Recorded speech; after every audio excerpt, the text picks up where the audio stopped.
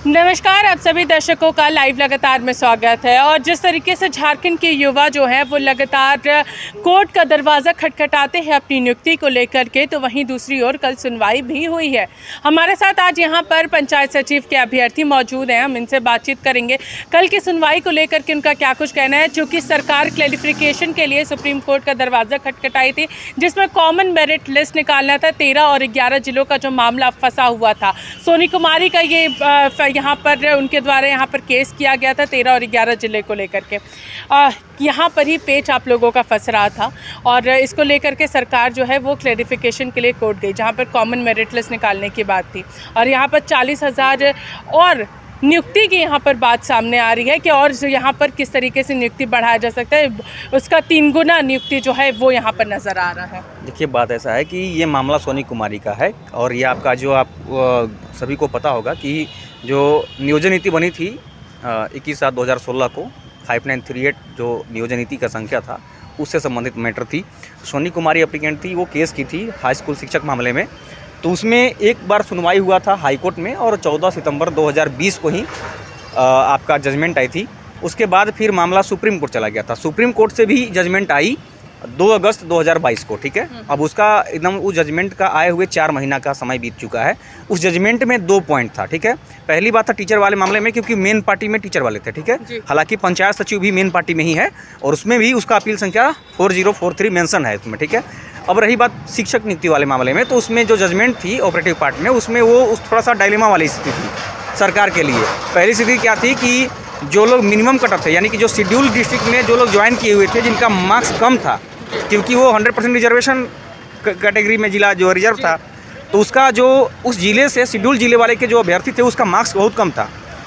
और जो non schedule district open था, ओपन टू ऑल, उसमें लोगों की मार्क्स ज़्यादा थी, ठीक है।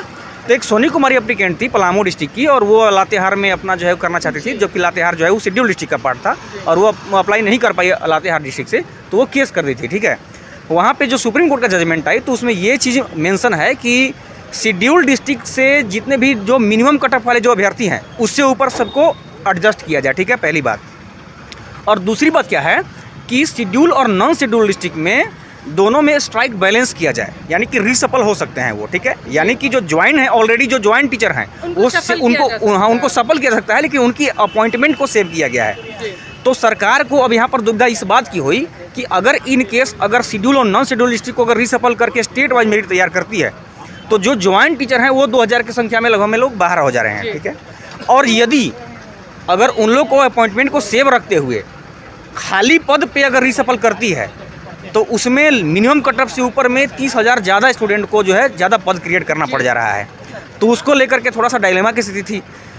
हालांकि सरकार ने इसको क्लैरिफिकेशन फाइल अभी रिसेंटली 4-5 दिन पहले फाइल किया सुप्रीम कोर्ट में। जब सोनी कुमारी का कंटेम्प्ट का डेट लग गया, तब इसको बहुत पहले ही कर देना चाहिए था, क्योंकि 2 अगस्त 2022 से लेकर के अभी तक एकदम करेक्ट 4 महीना का समय बीत चुका है।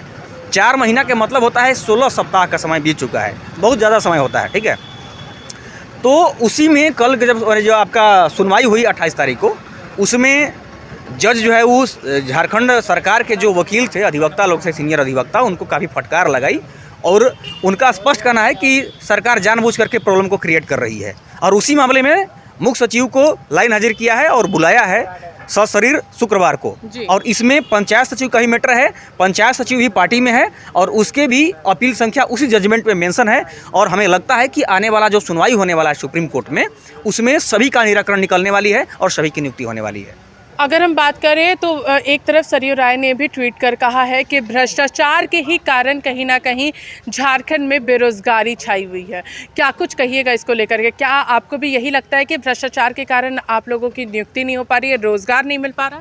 निश्चित तौर पर हम यही कहना चाहेंगे कि ये जजमेंट जो है वो 2 महीने पहले आया था और 4 महीने पहले आया था और अभी तक सरकार जो है, जबकि सुप्रीम कोर्ट ने कल कहा कि ये स्पष्ट जजमेंट है, उसके बावजूद नियुक्ति नहीं देना ये सरासर सरकार की बदमाशी है।